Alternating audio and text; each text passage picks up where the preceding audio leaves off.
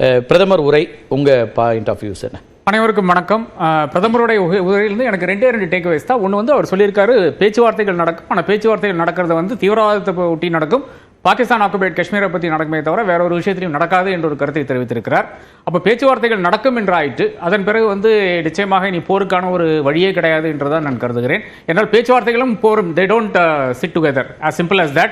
இப்போ பிரதமருடைய அந்த மறைமுகமாக சொல்றது என்னன்னா, நீ போர் நடக்காது இல்லை என்று சொல்லுகிறார். ஆபரேஷன் செந்தூர் என்பது தொடரும் என்று சொல்றது வந்து அது ஒரு டொமஸ்டிக் ஆடியன்ஸ்க்காக சொல்ற விஷயமாக நான் பார்க்கிறேன்.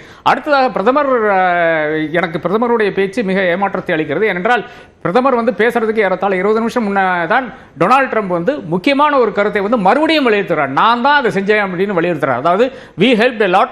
I said come on, we are going to do a lot of trade with you guys. Let's stop it. If you stop it, we do trade. If you don't stop it, we are not gonna do any trade.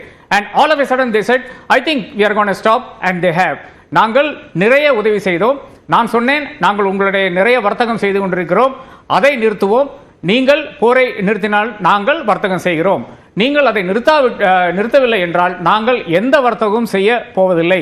திடீரென்று அவர்கள் சரி நாங்கள் நிறுத்துகிறோம் என்று நினைக்கிறேன் என்று சொன்னார்கள். அவர்களும் அதை செய்து விட்டார்கள் என்று குறிப்பிட்டார். இதை விட ஒரு த்ரெட், அதாவது 2 நாடுகளையும் நான் அச்சுறுத்தினேன் என்று மிக தெளிவாக தெள்ளந்தெளிவாக வந்து 20 நிமிஷம் ஒரு நாட்டினுடைய, அதாவது இந்தியா ஒரு ரீஜனல் சூப்பர் பவர்னுடைய தலைவர் பேசுறதுக்கு முன்னால் பேசுறாரு. அதுக்கு ஒரு எதிர்வினையும் காணும், பிரதமர் கிட்ட இருந்து காணும்.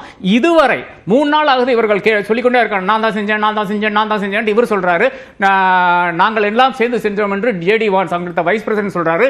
மார்க்கோ ரூபியோ அங்கத்த செக்ரட்டரி ஆஃப் ஸ்டேட் சொல்றாரு. இதற்கு ஒண்ணுக்குமே அரசாங்க தரப்புல இருந்து இல்லை, அவர்கள் செல்லவில்லை, நாங்கள் தான் பேசினோம் என்பது சொல்லவில்லை. நாங்கள் பேசினோம், இதில் தேட ஒரு போர்ஸ் இல்லை என்று தான் சொல்கிறாரே தவிர இவர்கள் தொடர்ந்து சொல்லி மோதல் தொடங்கிய பிறகு எல்லா நாடுகளுமே யாரெல்லாம் இதுல கன்சர்ன் இருக்கோ அவங்க எல்லாமே ஒவ்வொரு கருத்தை சொல்லக்கூடியது இருக்கு. அப்புறம் பொதுவா இந்த மாதிரியான நேரங்கள்ல பேக் எண்ட்ல பேச்சுவார்த்தைகள் நடக்கும் தானே. இப்போ அமெரிக்காவோ அல்லது சைனாவோ, இப்போ சீனாவும் துருக்கியும் பாகிஸ்தானுக்கு ஆதரவாக நிலைப்பாட்டு எடுத்தாங்க, மற்ற எல்லாருமே நமக்கு ஆதரவு நிலைப்பாட்டு எடுத்தாங்கன்னா ஒரு இன்னொன்னு போர் வேண்டான்னு தானே பெரும்பாலான நாடுகள் நினைப்பாங்க. அப்படி ஒரு பேச்சுவார்த்தை நடந்திருக்கலாம். 100% அந்த மாதிரி பேச்சுவார்த்தை நடந்து கொண்டு தான் இருக்குது. இப்போ ஈரானுடைய அந்த வெளியுறவுத்துறை அமைச்சர் பாகிஸ்தானுக்கு சென்றார். அதாவது எப்போ நாம தாக்குறதுக்கு முன்னால 6ஆம் தேதி 4ஆம் தேதி நினைக்கிறேன் அங்க போனாரு. அதன் பிறகு வந்து 7ஆம் தேதி வந்து இந்தியாவுக்கு வருகிறார்.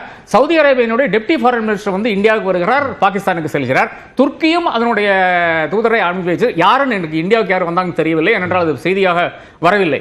அதை தாண்டி சீனால இருந்து 2 பக்கமும் பேசினதாக அவர்கள் குறிப்பிடுகிறார்கள். பட் யார் பேசினாங்க நமக்கு தெரியவில்லை. அப்ப இந்த 4 நாடுகளும் பேசி இருக்கிறது. இதற்கு ஓரளவுக்கு சான்றுகள் இருக்கிறது. ஆனா அமெரிக்கா என்ன சொல்றேன்னு சொன்னீங்கன்னா, இவர்கள் யாரும் கிளைம் பண்ணல. ஈரான் சொல்லவில்லை, சவுதி அரேபியா சொல்லவில்லை, டர்க்கி சொல்லவில்லை, சைனா சொல்லவில்லை. நாங்கள் சொன்னதனாலதான் போர் நிறுத்தம் என்று நாங்கள் வற்புறுத்தினோம் என்று JD வான்ஸ் தெளிவாக சொல்கிறார். நான் பிரதமர்கிட்ட பேசினேன், நான் அவர்கிட்ட சொன்னேன் போர் நிறுத்தம் செய்யுங்கள் என்று சொன்னேன். அதே மாதிரி அந்த பக்கம் வந்து மிக தெளிவாக நாங்கள் அங்க இருக்கின்ற ஆர்மி சீஃபினுடைய அசீம் முனீர் கூட பேசினோம். அது அந்த வித்தியாசம் நாம் வந்து புரிந்து கொள்ள வேண்டும். அங்க வந்து பிரதமர்கிட்ட பேசல, அங்க வந்து அந்த நாடே ராணுவத்துக்கு தான் இருக்கிறது. அந்த ராணுவ அதிகாரிகிட்ட நான் பேசினேன். முடிவெடுக்கக்கூடிய அதிகாரம் நாட்டு இருக்கோ அவங்கள்ட்ட பேசுறதா அதை பார்க்க முடியாது. அங்க ராணுவம் தானே பெரும்பாலும் முடிவெடுக்கிறாங்க. அந்த அளவுக்கு அவங்க தெளிவா இருக்காங்க. அதாவது அவர்கள் கூறுகிறார்கள், இங்க இருக்கின்ற அதிகாரி யாரு? நரேந்திர மோடி. அங்க இருக்கின்ற அதிகாரி யாரு? அசீம் முனீர். இந்த 2 பேர்கிட்டையும் சொன்னோம் போர் நிறுத்தம் என்று சொன்னோம். அதற்கு தெளிவாக இன்னைக்கு ஒரு விளக்கம் வந்து ட்ரம்ப் வைத்திருக்கிறார். இதற்கு இதுவரை இந்தியாவிலிருந்து no, US did not do this.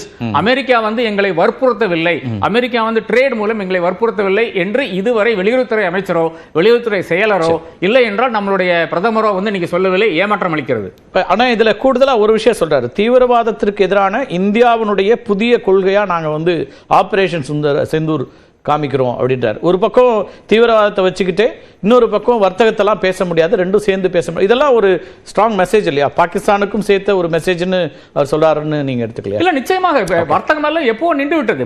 மொத்தமாக இந்தியா பாகிஸ்தான் வர்த்தகம் வந்து ஏறத்தாழ $50 மில்லியன் மட்டும் தான் இருந்தது. அது வந்து அந்த அட்டாரி பார்டர்லையும் அதே மாதிரி முசாஃபராபாத் அந்த பாகிஸ்தான் ஆக்குபைட் காஷ்மீர்ல ஒரு பகுதியிலையும் நடந்து கொண்டிருக்கிற 2 முனைகள்ல தான் ட்ரேட் நடந்து கொண்டிருக்க தவிர அப்கோர்ஸ் இல்லீகல் ட்ரேட் நடந்து கொண்டே தான் இருக்கும். அங்கிருந்து ஆப்கானிஸ்தான்ல இருந்து இந்த இது வர்றது, என்னது கஞ்சா வருது, அதெல்லாம் நடந்து கொண்டே, ஓபிஎம் தான் வருது, நடந்து கொண்டே தான் இருக்கும். அதை அப்பப்போ பிடித்துக் கொண்டும் இருக்கிறார்கள். முத்ரா போர்ட்ல கூட இதை சமீப காலத்தில் பிடித்தார்கள். கம்ப்ளீட் ட்ரேட் வந்து துபாய் வழியாக தான் நடந்து கொண்டிருக்கிறது. இந்தியா வந்து எக்ஸ்போர்ட் பண்றது துபாய்க்கு பண்ணுது, அங்கிருந்து ஏறத்தாழ $10 பில்லியன் வந்து ட்ரேட் நடந்து கொண்டிருக்கிறது.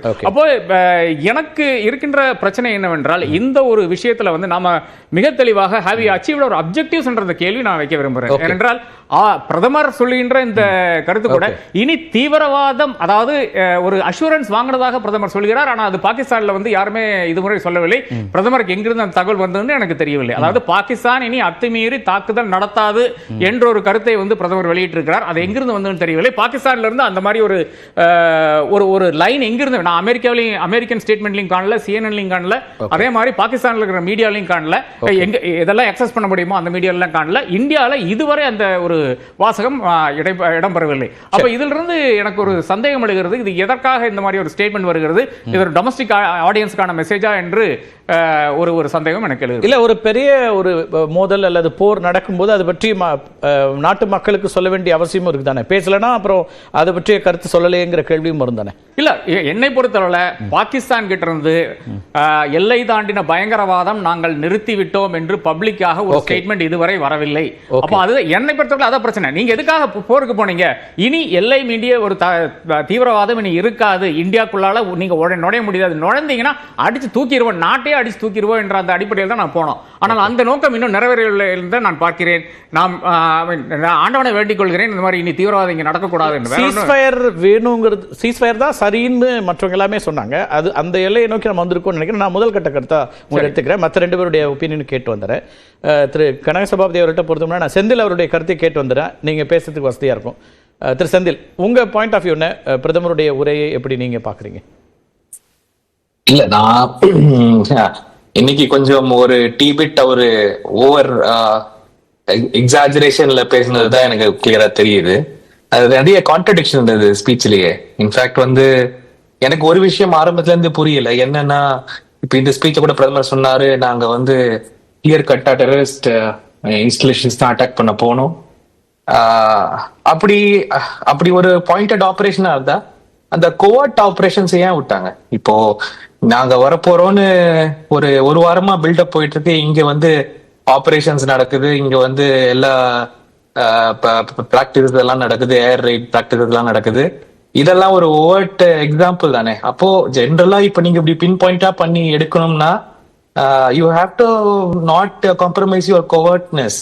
அதெல்லாம் விட்டுட்டு ஓப்பனா போகும்போது இப்போ இவ்வளவு தீவிரவாதிகள் கொல்லப்பட்டாருன்னு சொல்றது கூட எனக்கு வந்து புலப்படல. அது அவ்வளவு டைம் இருந்தா அவங்க எல்லாம் they would not have taken other operations. அப்போனா இது வந்து ஒரு ஓப்பன் அட்டாக் வந்து ஆன் மெசேஜ்னு நம்ம வச்சா கூட திரு ஆர்கே சொன்ன மாதிரி have you achieved what you wanted? Out of the blue 3 நாள்ல you ceasefire as taken and announced by the American president much before. மற்றவங்களை விட முதல்ல அமெரிக்கன் பிரசிடென்ட் அங்க அனௌன்ஸ் பண்ண நிலைமைக்கு நம்ம இங்க இருக்கிறோம். அதை பத்தி எந்த பேச்சுமே இங்க இருந்து எக்ஸ்டர்னல் அஃபேர்ஸ்